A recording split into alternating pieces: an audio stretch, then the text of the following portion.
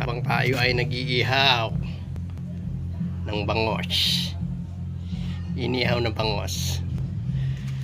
Okay, maituloy ko ang aking kwento. Dadagdag ko yung may motor ako doon sa Saudi, 60cc lang.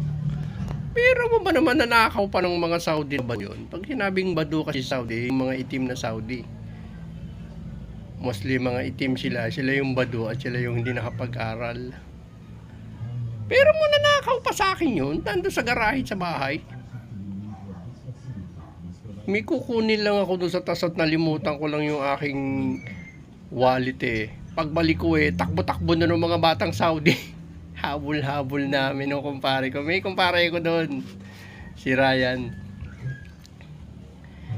May kumpare ako doon. Habol na dalawa, anak na. Takbo-takbo yung aking motor. Pakita ko sa inyo yung picture ko doon. Sesend ko rin yun. Iyaano ko rin dito, i-attach ko yung picture ng motor. Kung nanakaw pa yun, pag nakita nyo yung motor, talagang matatawa kayo eh. Nanakaw pa ng Saudi ng mga bado yun, mga itim na Saudi. Ayan. Sige, itutuloy ko tayo sa inyo. Sesend ko muna yung picture para makita nyo yung picture. Okay.